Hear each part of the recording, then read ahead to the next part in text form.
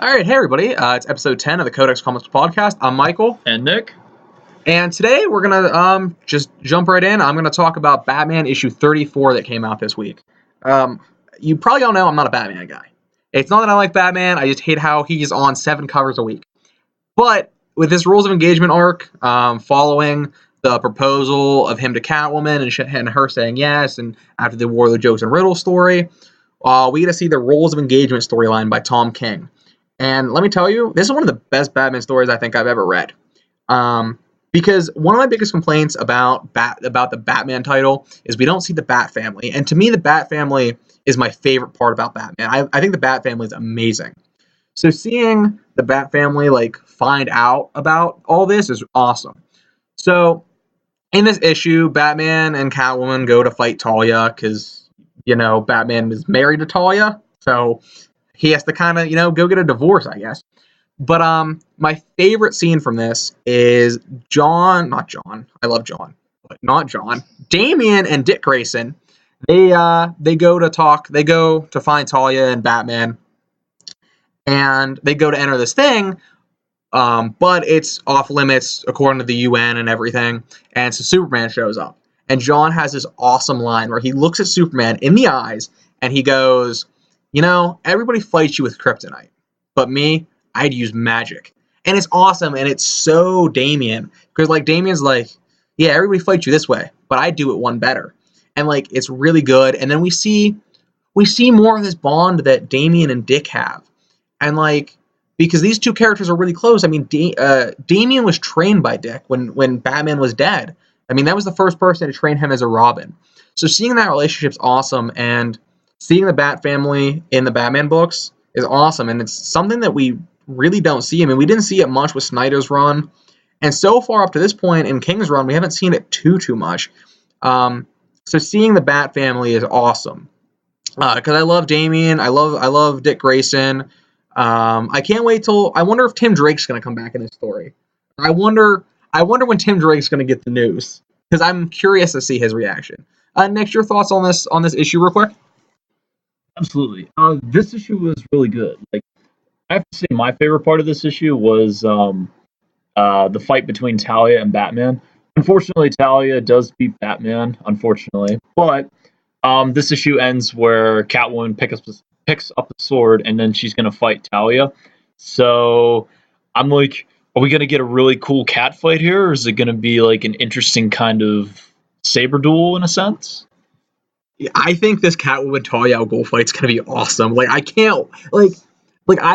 not big on the Catwoman Batman relationship, but I think Tom King's actually handling it better than what most people have, and I'm actually kind of enjoying it. He's actually selling me on the idea, and I think the Catwoman Talia Ghul fight's gonna be awesome. And it's so weird for me because I'm so excited for the conclusion of this arc, and I'm really excited for the next Batman arc, and it's awesome that I'm excited for Batman, because I think Batman's a great character. I just get annoyed with him. But overall, I actually really like Batman, and I just joke around a lot. But I think that this arc's really good. I'm excited for what comes next. And Tom King, I really hope he sticks with this Rebirth Batman for a while. So, Nick, what about Captain America that came out this week? All right, so Captain America 695. Basically, this issue kind of spins out of Secret Empire. You see Captain America traveling to Kansas for a Captain America convention. Basically, he's trying to mend some fences and fix the stuff he broke during Secret Empire. So he goes to this town and meets these people that are basically celebrating Captain America Day. Basically, the lesson of this issue is that he doesn't really have to be around in order to inspire people to do good. He fights bad guys and he saves people, but he reveals at the issue, he's like, this guy saved this kid, because of impulse. Or this guy saved this girl from getting shot because, he stepped out of the way, It was a really cool issue and really, motivating issue, in a sense. Yeah, I think that's really cool, and I like seeing that Secret Empire had repercussions for the character. Because a lot of times events don't do that. They just kind of end of the event. The status quo for the universe is changed, sort of, but you don't really see the characters having an aftermath. I mean, look at Spider-Man with the aftermath of Civil War. Aunt May got shot and killed, and then he like erased it, and we got Brand New Day, which was a disaster. But like seeing Captain America actually have to deal with like something that was like his fault in a way. I mean, it technically wasn't his fault, but it like was. It's really cool seeing that, and the fact that like even though he has to deal with those repercussions, seeing at the end that he is still this light in the darkness. And again, I'm biased because the same thing with Superman, and we'll talk about it here in a little bit with Batman the Devastator that came out this week. Really talking about this symbol of hope that both these characters are, and in this issue we see with Captain America, and I really think that's important, especially with these characters, and especially how comics these days are always like these super dark and gritty things, and that's why I'm excited for the Justice League movie with Superman, and they're kind of building him up to be this symbol of hope, and I hope that like with Infinity War and everything, the movies going forward after what happened with Civil War and how Captain America became hated, I hope that we get back to seeing Captain America as the symbol of hope and the symbol of good, and that he doesn't have to be the hero. He inspires people by not being around, and that makes everybody a hero. And I think that's a really great story, and I'm glad to see that theme coming back with a lot of these characters. So speaking of the Dark Knight's Metal tie-in, the Devastator, I'm going to give it to Nick to talk about that.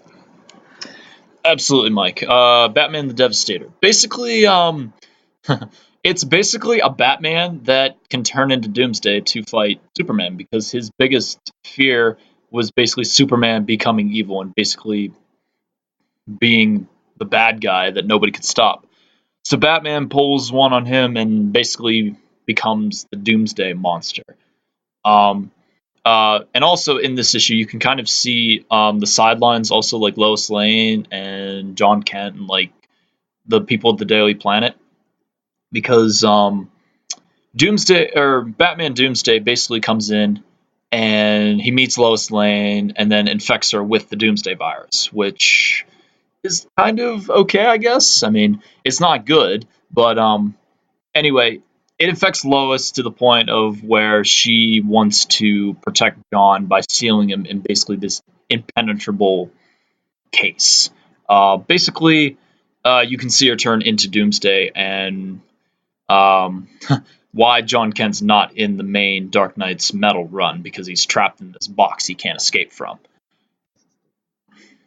But anyway, also, we get some panels seeing Superman being the main power battery for the Dark Knight's universe. Do you have any more to add on this, Mike? I have lots to add, but I'll save that. I mean, spoiler alert, it's my pick for the week. So we'll get to that. I mean, I'll give some of my thoughts on it towards the end, because I think it was, I mean, again, I'm biased, but I think it was my favorite Metal tie-in so far. I'm biased, long story short.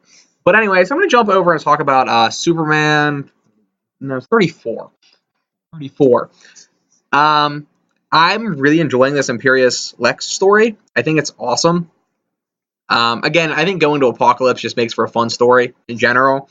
And seeing like Randy Goodness and Lois Lane team up, and like Lois Lane's wearing this battle suit that has the House of L diamond crest thing on it, so awesome. And I mean, we got a little glimpse of John here at the end of this story, but it's really cool seeing like these different characters that you wouldn't really ever see interacting together. And I think it's kind of cool seeing, I mean, one of the themes throughout the Superman title in Rebirth is like Lois Lane stepping up, and like at one point she puts on Hellbat armor earlier in the Rebirth continuity, and it's so much fun seeing her take these step ups and become like this superhero, because I mean, she's married to Superman and her kid's a superhero too, so like seeing her kind of step ups, really fun to see.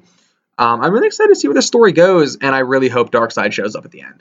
We say it every week, but Darkseid has to show up, especially with what's going on with Wonder Woman and everything. I really think Darkseid needs to show up. But it's a really great story. And it's fun to be back into the main Superman stories and getting away from these filler issues. Filler issues were great, but I think it's about time that we're back into the meat of this Rebirth story and just kind of getting some stuff going forward and kind of a look to where Lex is going. Nick? Oh yeah, definitely. Lex, he's definitely in the hot soup on this one. Yeah, trying to be the leader of Apocalypse. There are pages in here that basically Superman shows up right beside Lex Luthor, and he's like, "What about you, new ruler, Superman?" And I'm like, "Okay, this is going to be interesting."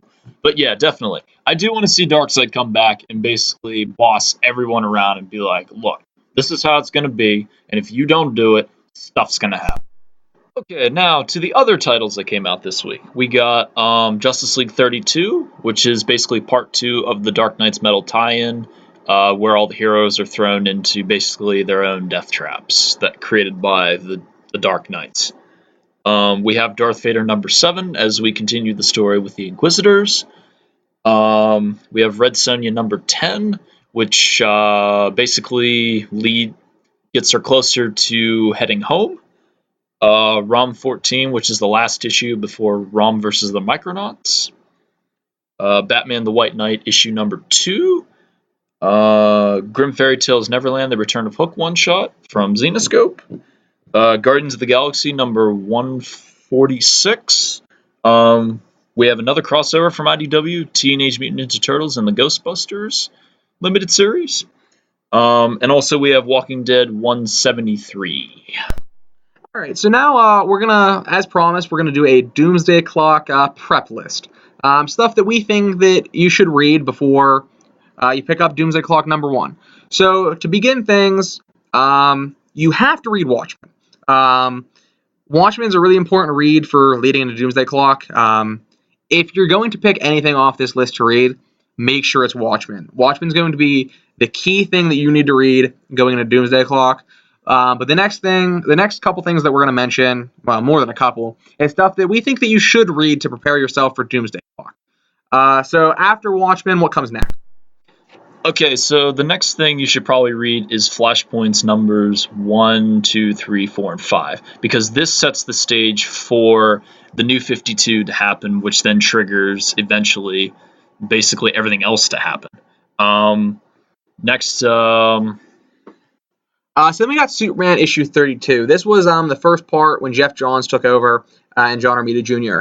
This issue is important because it's the first appearance of Mr. Oz, who obviously is later revealed to be Jor-El, capturing people and he was saved from the destruction of Krypton, proposably by Dr. Manhattan. So it's important to just get an introduction to the character of Mr. Oz. Okay, then next we have Justice League number 50, which basically is the first appearance of Dr. Manhattan basically zapping people, because we can see Owlman getting zapped out of the chair after he figures out what is going on by using the chair. And also revealed by the chair, you have 3 Jokers running around.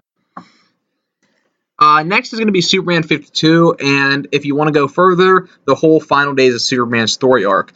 Superman 52 is important, though, because that's the issue where New 52 Superman dies, and we see the pre-Flashpoint Superman step into the light, reveal himself to the League, and so it's just our introduction to the current Superman that we have. Okay, next we got the DC Rebirth Special number 1, which basically sets the stage for DC Rebirth to happen. A lot of things happen in this issue. Basically, this issue is the first time Batman finds the button in the Batcave, and he starts to question why this is here. Also, other characters are affected. Oh yeah, and also Wally West appears from the 90s. Basically, he's running around trying to get somebody to remember him, and he ends up with Barry Allen at the very end, where basically Barry pulls him back into reality. Next, we got Superman Rebirth number 1. This is the issue where we see pre-New 52 Superman kind of step back up. We see kind of where the status quo for Superman's going, and with Mr. Oz, and Superman's a key player in this whole Rebirth story. And going into Doomsday Clock, he's going to be the central figure of that story. Okay, going back to Wally West, I have to go with Titans Rebirth number 1. That's the next one. So Wally West now returned. He goes to his old team, which is the Titans. If you really want to get into detail with the Titans, the Titans Hunt story would be the way to go.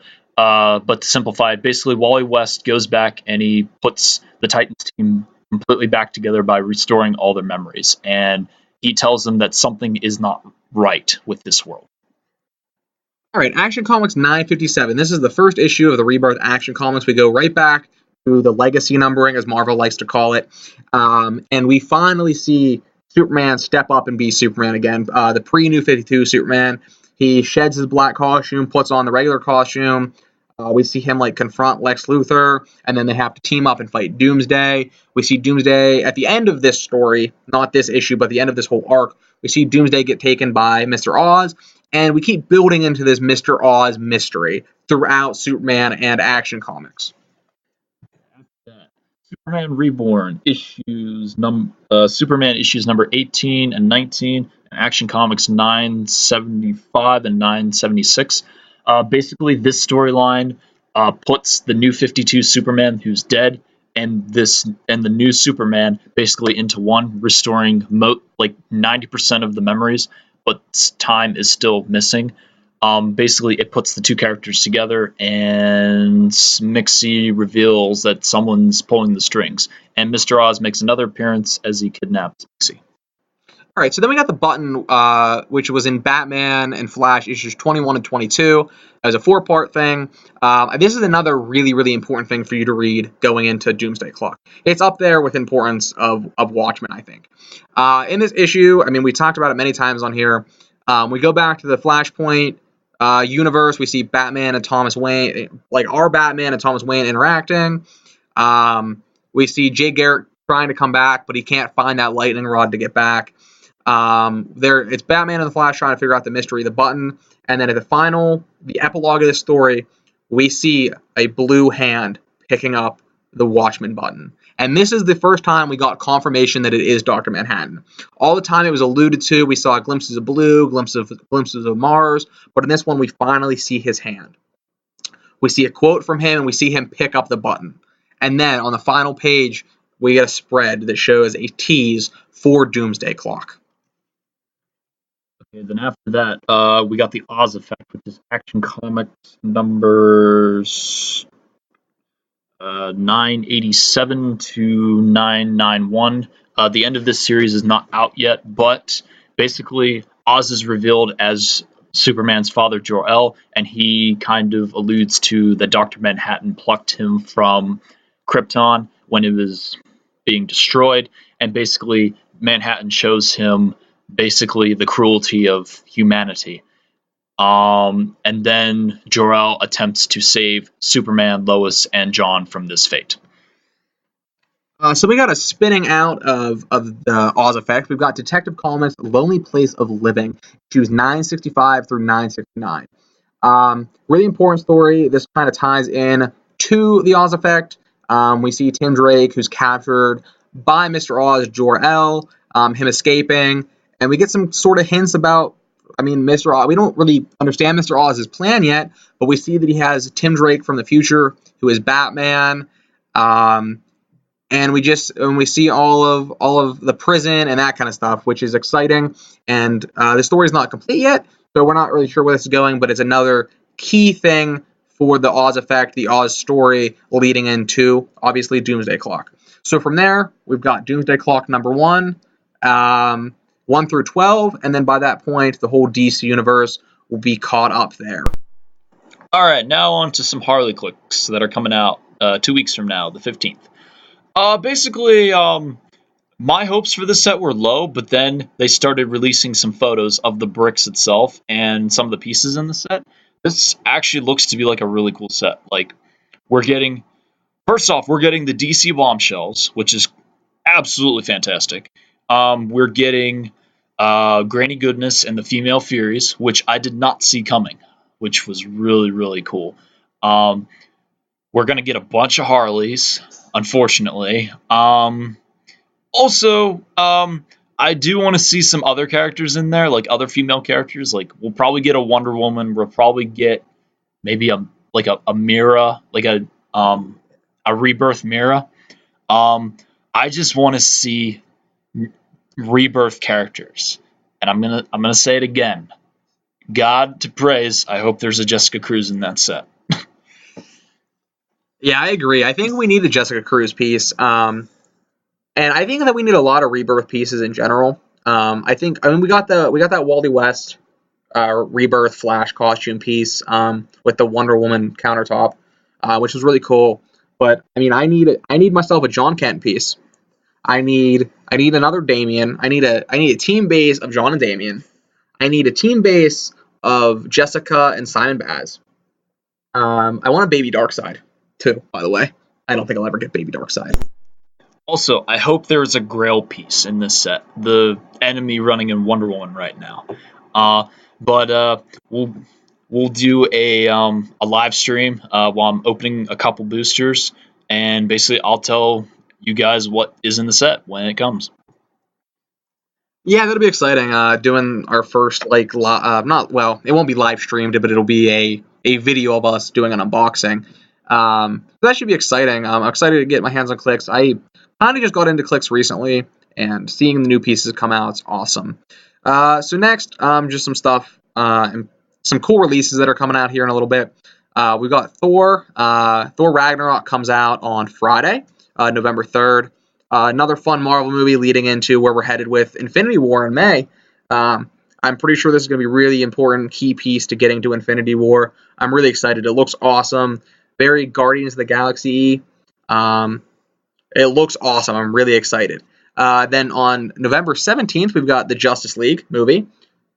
I can't wait. A lot of people don't like Batman v Superman. I love that movie and all its flaws. I think Justice League is really going to try and change what was wrong with the previous DC movies because of the success of Wonder Woman. I think Justice League is really going to be a different movie. Also on that day, we have Battlefront 2 coming out, which should be really exciting. Getting a campaign this time around should be great. Also, hopefully filling the holes between 6 and 7 with what happened with Luke Skywalker. Yeah, I'm actually really excited for this game. I'm probably going to wait a little bit for it to come out just because I'm not a multiplayer guy. I'm more of the campaign. But now let's talk about some of the TV shows that started in October. We haven't really touched on them yet, but we're both really big fans of the CW's superhero shows that they've got going on. So I'm going to let Nick lead that conversation. All right, so I'll start. Basically, I'll go in order of last year. Start with Flash. Flash, it's in my opinion, it's getting there. It's slow building, but we got some cool metahumans. This last episode they just dropped basically has Elongated Man, which is really, really cool. I love the special effects they did on him.